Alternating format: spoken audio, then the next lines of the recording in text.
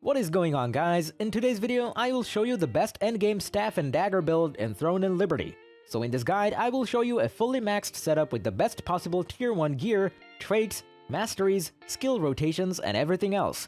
And the best part about this is that for every single build choice, I will explain my reasons, also how and where to get this powerful gear. And just overall, you'll be able to see what a fully maxed T1 character will look like and what at the end game you can achieve as well. So if you want to use the best build in the game, then let's get right into it.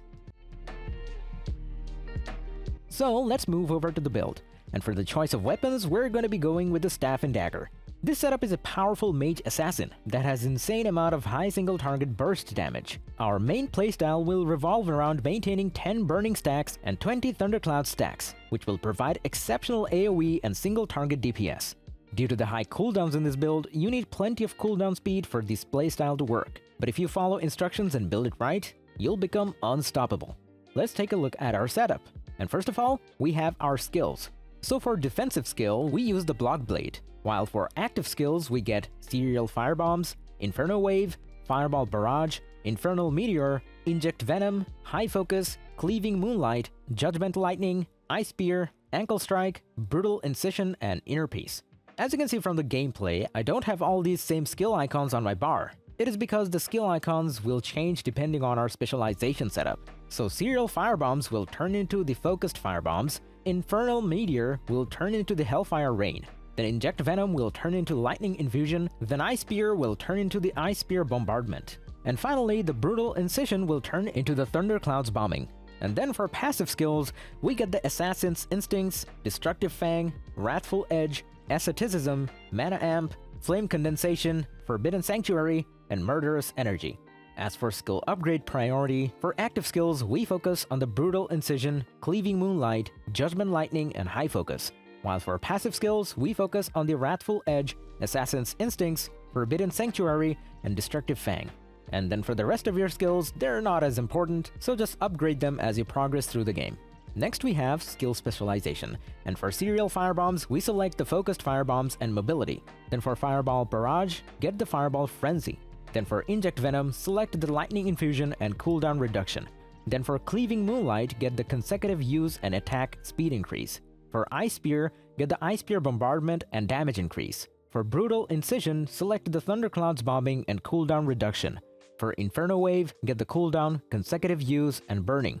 Then for Infernal Meteor, get the Hellfire Rain. For High Focus, get the base damage boost. For Judgment Lightning and Inner Peace, don't select anything. And finally for Ankle Strike, get the Offhand Weapon Activation. Next we have Weapon Mastery, and this is how it should look for the staff. So get the middle first and then the entire bottom row. And this is how it should look like for the dagger, so pretty much the same thing. Get the middle first and then the whole bottom row.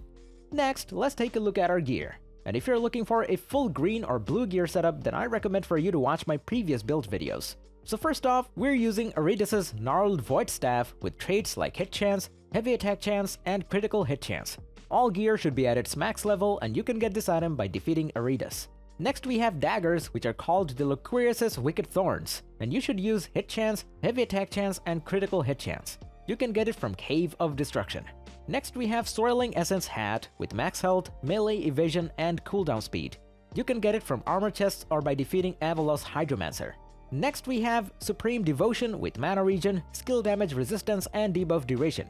You can get it from Cave of Destruction. Next we have Plate of the Field General with max health, melee evasion, and buff duration.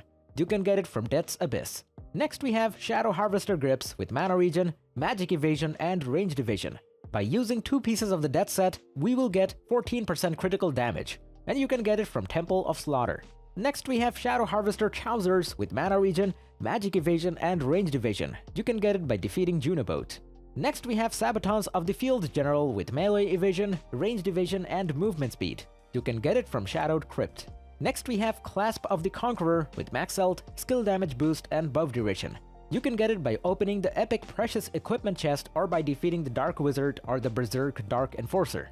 Next we have Ancient Sour Armor Braces with mana regen, skill damage resistance, and debuff duration. You can only get it from purple armor chests. Next we have Amber Dimensional Band with max health, skill damage boost, and buff duration. You can also only get it from purple armor chests. Next we have Band of Universal Power with mana regen, skill damage boost, and buff duration. You can get it from opening armor chests or by defeating the Queen Belandir. And finally we have Belt of Bloodlust with max health, skill damage resistance, and debuff duration.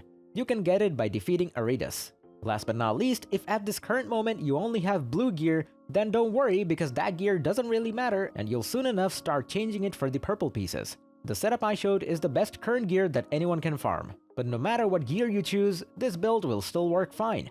But this setup is just an example of what the best items will look like. Next up we have the stats, and depending on your gear, you should adjust them accordingly. The goal for your endgame build is to reach 50 strength, 40 dexterity, 40 wisdom, and 40 perception. All of these milestones will give us extremely high damage. Alright, next up let's take a look at our gear upgrades.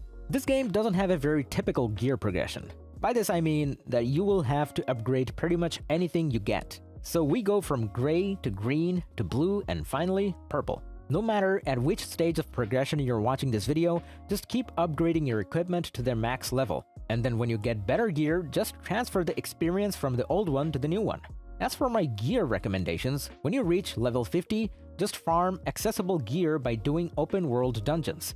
Also, you want to extract traits from gear for Lucent. On top of that, you'll need to turn important purple gear acquired from co-op dungeons into lithographs, then sell them on the auction house. Last but not least, for your traits, just prioritize the ones that give you the highest damage. And don't forget that you can acquire new traits by using the Trait Unlock Stone, which you can get from the Common Trait Unlock Stone bundle.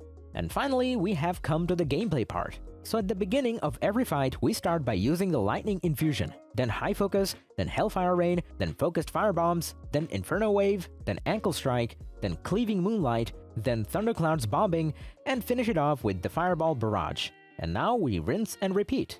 This rotation's main goal is to increase your damage and then activate the Thunderclouds bombing skill for a huge amount of damage. And as we'll have 20 stacks, we can keep repeating this every few seconds. And now for my few last final notes. You must always be at melee range when fighting against bosses. You also want to always have 10 burn stacks. Achieving this 24/7 might be hard unless you have high cooldown speed, so try to focus on that as soon as you can. Also, the Hellfire Rain and Inferno Wave skills can help you refresh the debuffs on the enemies. On top of this, keep using Fireball Barrage and Ice Spear Bombardment, which will help you to easily upkeep the high amount of Thundercloud stacks. And finally, always use Cleaving Moonlight for the additional attack speed buff. Just don't spend your second charge until the attack speed buff is about to expire, because using the skill twice in a row will consume the buff itself. And that's about it. So if you enjoyed this video, click like, subscribe, and comment. If you're interested in more content, check out my channel and I'll see you in the next one. So take it easy, peace.